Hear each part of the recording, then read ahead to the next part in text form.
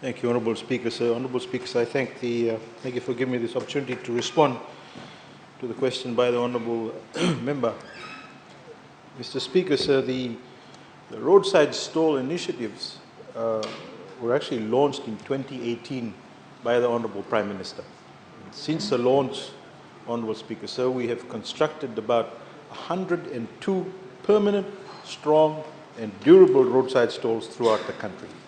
And this has actually been an investment of over $2 million by the Fijian government to provide Fijians with clean and standardized stalls. Mr. Speaker, sir, every Fijian knows that our roadside vendors, and we know how important they are to Fijian lives and everywhere in the country. They are the ones who actually sell and feed and sustain Fijian families in the community, sir. So running a roadside stall isn't easy. It's not easy work. It's not easy to bring the goods to the stalls, and it's certainly not easy setting up these stalls and maintaining them and running them as a profitable business. It actually takes a lot of commitment, sir, and it takes resilience, especially in bad conditions and during severe and unfavorable weather. So the Fijian government's roadside stalls actually ensures that these roadside structures are constructed along our highways and located in villages and settlements that fall outside the urban areas. And the government, Honourable Speaker, sir, is actually committed to promoting an entrepreneurial culture throughout the sustainable micro, small and medium enterprises. The growth of MSMEs, as you all know, sir, is essential for job creation and income generation and rural development and poverty alleviation and empowerment of our grassroots communities. The stalls is one of the many initiatives introduced by this government to promote those MSMEs. Honourable Speaker, sir, of the 102 roadside stalls constructed, 31 are actually located in the Central Division, 52 are located in the Western Division, and 19 in the Northern Division, sir. And most of you would have seen these stalls when driving around Viti Levu or Vanua Levu. All 102 stalls, I'm happy to say, sir, are in good condition, and even during the recent cyclones and floods have not sustained any significant damages. And why? Because these particular structures, sir, we made sure that they were built Category 5 cyclone proof. So, Mr. Speaker, sir, the main objectives as I mentioned, of these stalls are really to empower the grassroots communities and provide better facilities to market their produce. And we also wanted to gradually phase out all the informal roadside stalls along the highways, sir. So we built 102, we haven't stopped. There's a continuation with respect to these stalls. Mainstream informal stall operators also into the formal sector is another issue that we wanted to resolve, and it actually creates further opportunities for business development.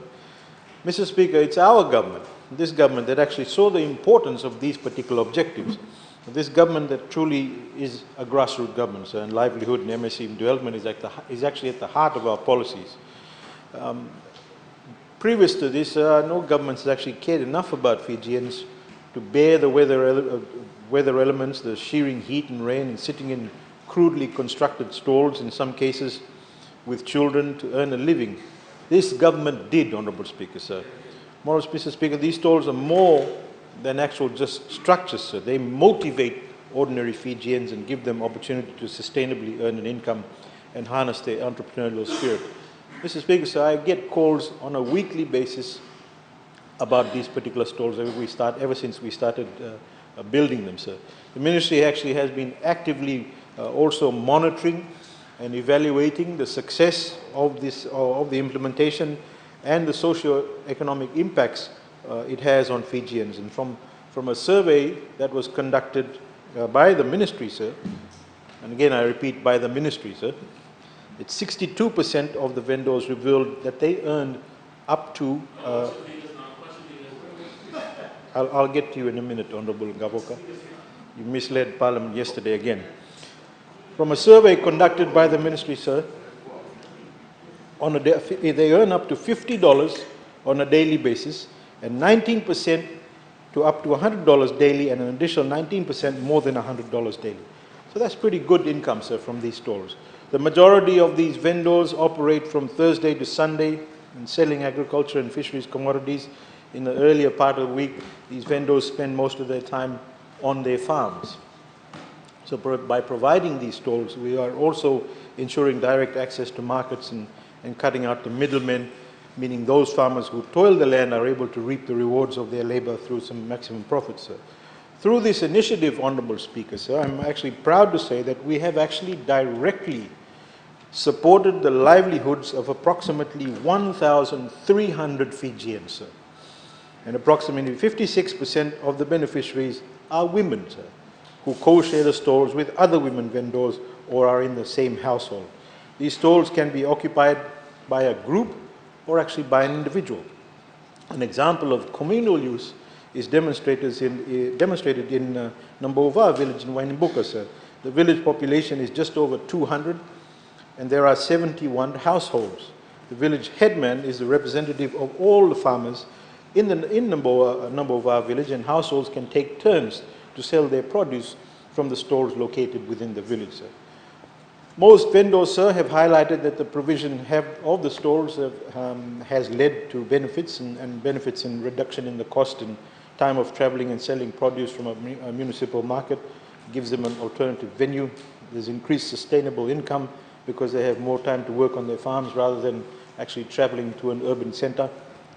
Increased access to market as they are located close to the highway or area where there's ample traffic on the road, and greater access also to fresh produce by the commuters on the highways.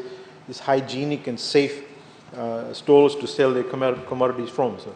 Mr. Speaker, sir, the ministry has embarked also, and this is important, sir, on a public-private partnership model for constructing more of these roadside stalls with the support of our partners and friends in the private sector and development partners. Just last week, sir, the Indian government came on board, and I take this opportunity again to say thank you to them, sir, for their partnership in constructing 2 roadside stalls, and we'll be constructing these stalls in the Western and Central Division, sir. Mr. Speaker, sir, through this august House, I call on our friends and our partners in the diplomatic corps and private sector partner to assist as much as they can so we can reach out to many more Fijians, especially at the time when they actually need us, sir. This not only gives us an ideal marketing opportunity, but the opportunity to make a difference by economically empowering Fijians and sustaining their long-term livelihood. Now, Honourable Speaker, sir, Honourable Gavoka, just quickly, sir, just to clarify, he stood up yesterday to clarify some issues. Well, he got it wrong once again, Honourable Speaker, sir. And I need to say this, sir, because this information goes out to the general public. He made reference yesterday to the website electionguide.org, which apparently gives a rundown of all election results in Fiji since 1999. The website that Honourable Gavoka referred to showed that the voter turnout in 2014 was 83.97%. This is incorrect, as the turnout for 2014 was 84.6%, sir. International IDA maintains an election records database that is actually referred to by electoral practitioners and researchers around the world. It is called the Voter Turnout Database, and among other countries, this maintains the statistics on Fijian elections. For 2014, the database shows the voter turnout is 84.6, and for 2018, it shows the turnout is 71.9. Both of these figures are accurate. Now, the statistics for 2006 general election show the voter turnout was 64%. So it's incorrect what Honourable Gavoka said. The electoral system used that time was the alternative voting, and there were 479,674 voters registered, and 307,004 votes were cast according to the International IDA. Honourable Speaker, sir, further to that, the Interparliamentary Union also reports that approximately 64% of the registered voters turned out to vote. Another source of information is Wikipedia, sir.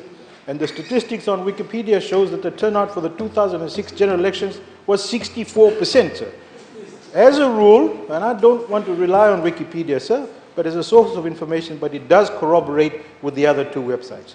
So based on the data from International IDA, electionguide.org has now actually updated its records to read exactly what we were saying. So he was incorrect, 100% incorrect, sir. International IDA's voter turnout base is an accurate and reliable source for information, and its data is correctly reflected on Wikipedia as well. As any other website that is being referred to, sir, must be checked for its accuracy.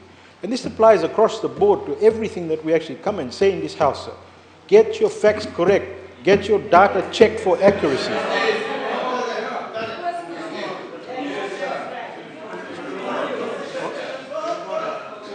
Minister, point of order, Minister. Take a seat, all of you.